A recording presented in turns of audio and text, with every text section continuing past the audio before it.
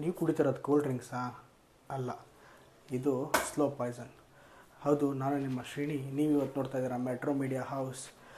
ಇತ್ತೀಚೆಗೆ instant ಫುಡ್ಗಳು, instant ಡ್ರಿಂಕ್ಸ್ಗಳು ತುಂಬ famous ಆಗ್ತಾ ಇದೆ. ಹಾಗೆ ಇದೇ ರೀತಿ ಒಂದು ಕೂಲ್ ಡ್ರಿಂಕ್ಸ್ನ ಕುಡಿದು ಉತ್ತರ ಕರ್ನಾಟಕದ ಭಾಗದ ಒಬ್ಬ ಹುಡುಗ, 18 ವರ್ಷದ ಹುಡುಗ ತನ್ನ ಪ್ರಾಣ ಕಳ್ಕೊಂಡಿದ್ದಾನೆ.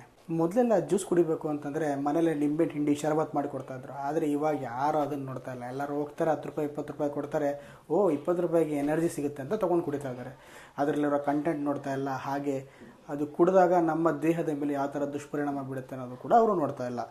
ಇದರಲ್ಲಿ ಹೈ ಶುಗರ್ ಇರುತ್ತೆ, ಹಾಗೆ ಆಡೆಡ್ ಫ್ಲೇವರ್ಸ್ ಮತ್ತು ಆಡೆಡ್ ಕಲರ್ಸ್ ಇರುತ್ತೆ. ಇದರಲ್ಲೂ ಈ ಸ್ಟಿಂಗ್ ಅಂತ ಎಲ್ಲ ಎನರ್ಜಿ ಡ್ರಿಂಕ್ಸ್ ಬರ್ತಾವಲ್ಲ, ಅದರಲ್ಲಿ ಹೈ ಕೆಫೆನ್ ಇರುತ್ತೆ. ಅದ್ರ ಮೇಲೆ ಬರೆದಿರುತ್ತೆ ಇದನ್ನು ಮಕ್ಕಳು ಮತ್ತು ಗರ್ಭಿಣಿ ಸ್ತ್ರೀಯರು ಕುಡಿಬಾರ್ದು ಅಂತ.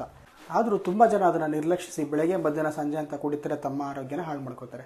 ನಾನು ಹೇಳೋಕ್ಕೆ ಇಷ್ಟಪಡ್ತೀನಿ ಅಂತಂದರೆ, ಇನ್ಮೇಲೆ ನೀವು ಯಾವುದೇ ರೀತಿ ಫುಡ್ನ ಸೇವನೆ ಮಾಡೋಕ್ಕಿಂತ ಮುಂಚೆ ಔಟ್ಸೈಡ್ ಫುಡ್ನ ಅದ್ರ ಮೇಲೆ ಏನಿರುತ್ತೆ ಅದನ್ನು ನೋಡಿಕೊಂಡು ಫುಡ್ ಮತ್ತು ಕೂಲ್ ಡ್ರಿಂಕ್ಸ್ನ ಸೇವನೆ ಮಾಡೋದೇ ಬೇಡ. ಸೇವನೆ ಮಾಡೋದಿದ್ದರೆ ಲಿಮಿಟಾಗಿ ಸೇವನೆ ಮಾಡಿ ನಿಮ್ಮ ಆರೋಗ್ಯನ ರಕ್ಷಣೆ ಮಾಡ್ಕೊಳ್ಳಿ. Thank you.